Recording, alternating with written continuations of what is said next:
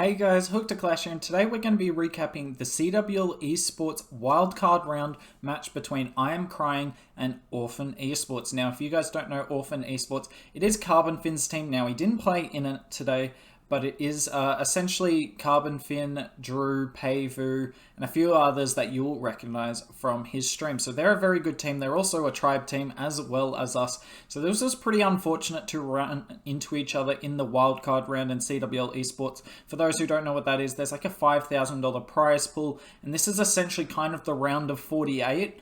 So there's 32 teams playing in this round. There's 16 already qualified to the next round, and the 16 winners from this round will play the 16 who made it through to the next round. So this was an elimination match. Now today when I recap this war, I'm going to do this a little differently, and I want you guys to let me know in the comments what you think of it. Normally when I recap the war, you can see the score at the top, and we kind of go through each base. But what I'm just going to do today, I'm going to show you all the triples from the I Am Crying side, and I won't show you the war results, so you...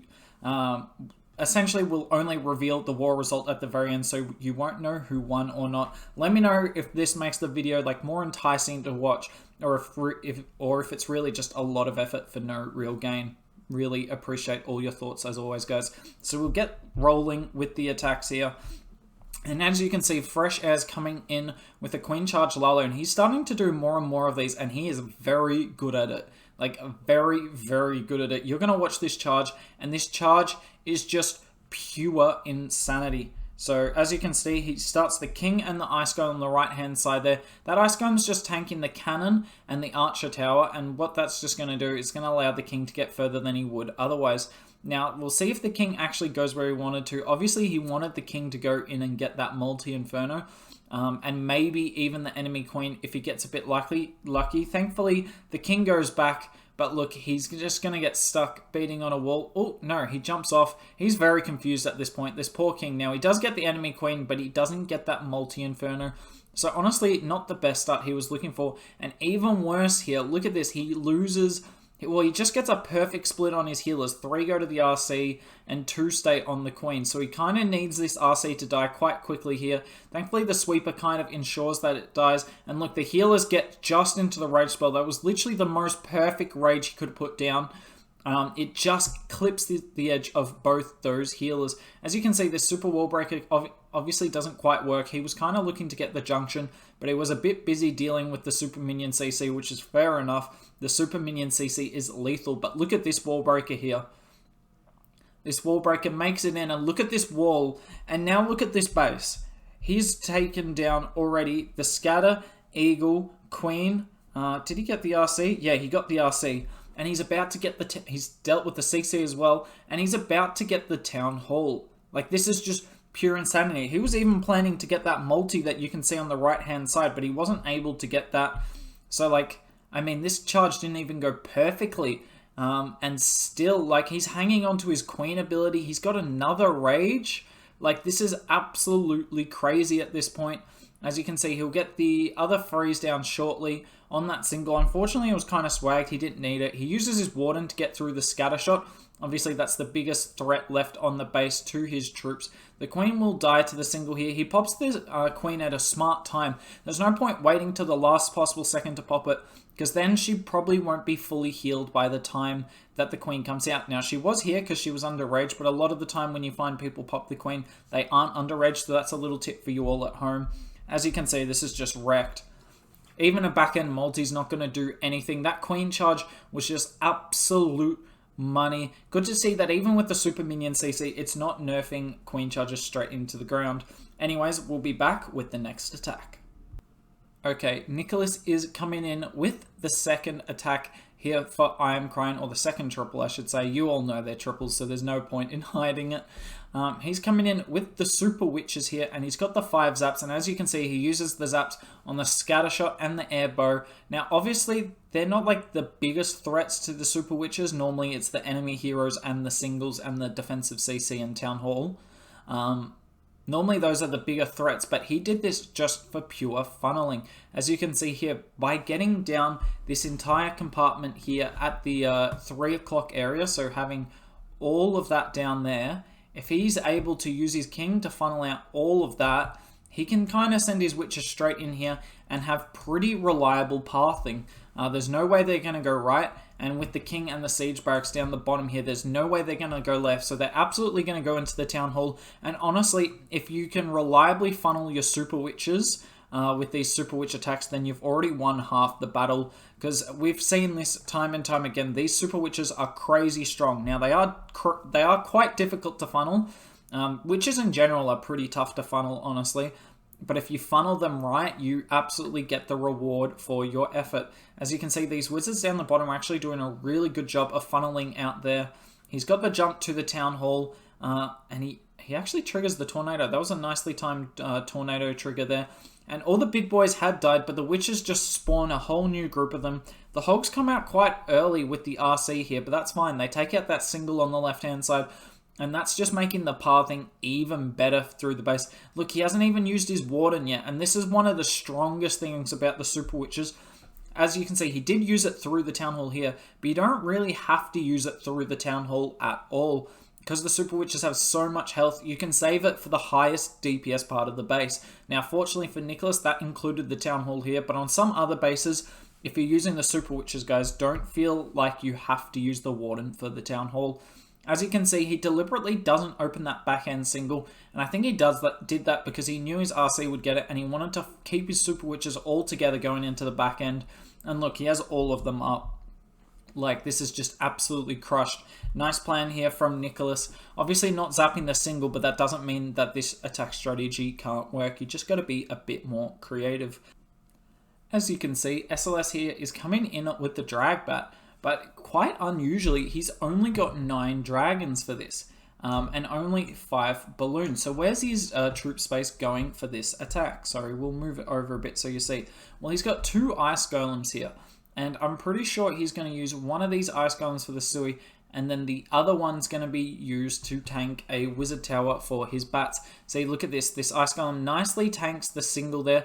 Now, unfortunately, it didn't freeze the single, but honestly, it did a really good job there, meaning the king didn't have to pop his ability till a bit later on. Now, the other thing you notice is he's bringing a hound here, and I'll explain when you kind of should bring a hound and when you shouldn't in a second when he starts the drag bat. So the king and queen have set a really good funnel. The king's going to get a little bit of this Tesla farm. This queen should get this wizard tower here as well. It's just more splash, especially like core splash is obviously really nice to get. Now, the RC will pop her ability up there. Nicely done to her. I don't know if she gets... No, she doesn't quite get the scatter, and she lures the CC as well. Now, normally this is a disaster. You don't really want the hound flying around the map, but as you can see, SLS has got these 2 archers down the bottom in his army comp, and like that's just a really smart way of being able to move the hound around. You should always bring a few archers for your drag bat. As you can see though, he hasn't used the hound yet, and I'm sure you're thinking at this point, wait, wasn't he going to use the hound with his drags? Nope, that's not the case at all. And I'll just pause it here to show you all. So SLS, we'll zoom out a bit actually. SLS, normally you'll see like drag bat attackers blimp with the drag push, and you kind of get your warden to cover that all. But SLS wanted to pop his warden early for the drags. As you can see, it was smart because his warden's on low health, and the drags are entering high DPS area. But if he'd popped it now and sent the blimp with that, there's no guarantee the blimp's making it that far to the town hall. In fact, on a lot of bases, you might see like a tornado trap here-ish with like a SAM, or maybe even double SAM there. And if there's double SAM, you will lose your blimp. And that's like a guaranteed way to 1-star basically, because these bats are not taking out the town hall. Now, it is expensive, but by using 30 space in the hound to target this air defense, it means he will get rid of any SAMs, and once the hound pops, he will get rid of any tornado traps in the area, which is obviously really good for his blimp. And then he's just going to blimp straight behind this hound. I don't know if he waits or not. I would personally recommend waiting, just because you want to see the hound pop and have its pups go everywhere. In saying that, you do need it depends how much tanking you need, because obviously if you're sending it straight into an air defense, you might need a little bit of tanking. So you don't really want the hound dead. So it's kind of a balancing act. There's pros and cons both ways. As you can see, he bat bombed the scatter and wizard tower. When you can freeze 2 at once, it's always good value. And he's still got so many drags up. He's using now the freezers for the drags. That's when you know a base is wrecked or it's going to hold really well, is when they're using freezers for the drags, because it means they don't need any for the bats. and the base is pretty overkilled. Nice plan to SLS there, and as you can see, it was a big investment in making sure the Town Hall went down, but he didn't need like the extra dragons at all. He had heaps for his drag back push because he set up with a really nice Sui. And Elliot is coming in here, and this attack, I'm going to preface this. This attack, Fresher described as the most he's ever seen a hybrid get after a queen charge didn't get so much. So we'll see if we'll see how much that rings true. Do you guys agree with it or not? Obviously, love hearing your comments. Also, look at this OP sneaky job. I don't think he knew the tornado trap was there at all. That sneaky job just activated the tornado. If you didn't see it, it was over here. As the sneaky gob kind of went after this elixir collector, after getting the gold mine already, it kind of activated it, which is pretty cool. Nicely done to Elliot here. Even with the Teslas there, he does a really good job funneling his queen in, making sure that she's going to go to the single Inferno. And as you can see, he's able to take down the single there with only one freeze, so obviously good value there. The Super Minion CC comes out, pretty predictable at this stage. I wonder if we'll start seeing less of them, because yes, it is frustrating to use an extra freeze spell for it, but like, you're saving so much time. Like, and especially if you're running more and more multis, like, you don't need the freezes as much, right? Now, this is really unfortunate for Elliot here. Watch what's about to happen. The wall break activates the Town Hall, but look at the wall this queen's beating. Like, what is she doing? What is she getting from that wall? And she finally decides she can reach the queen over this wall, but she will die for it. So look at that. The queen really got no value there. How on earth is this going to work? Well, I have the same question for you, honestly. I don't quite understand how this worked. This king, though, and this P.E.K.K.A do huge work here. As you can see, the king's tanking that scatter shot that would otherwise be putting an absolute pounding on his hybrid here. You don't really like flanking damage on hybrids like this. So the fact that the king's basically able to solo it is huge for this attack. And look, he's only just hit his first spring there. Obviously, a lot of the springs on this base were on the outside of it, because often you don't expect the hybrid to come through the core of the base. Often you'll try and queen charge the core of the base. So poor Dogwolf here wasn't prepared for this hybrid at all, but can you blame him? His base did such a good job stopping this queen charge, and look how much hybrid Elliot still has left. It's just crazy what you can do in this meta. It's not even that I think hybrid's too strong. I just think you have too much space these days.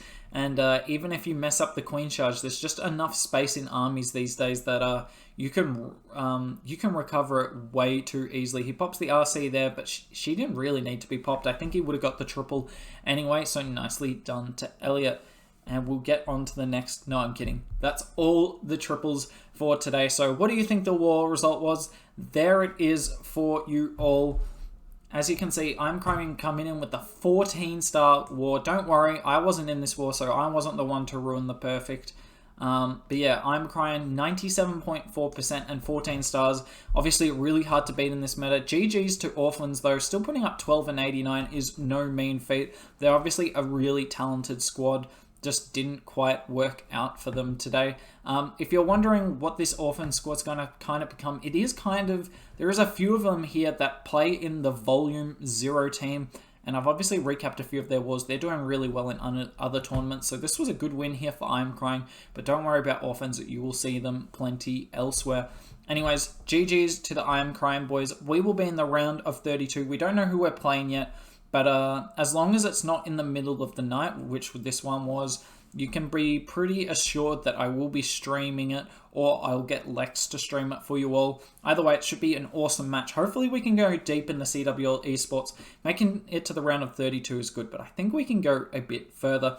Anyways, I hope you enjoyed the video. As I said previously, let me know if you prefer this format, where I kind of don't really show the scoreboard till the very end. Was it better? Was it just the same? And was it really worth the extra editing effort? Because I'm not the greatest editor. You all know this. Anyways, I hope you had a good time. If you did, like, comment, and subscribe. And hopefully, I see you soon.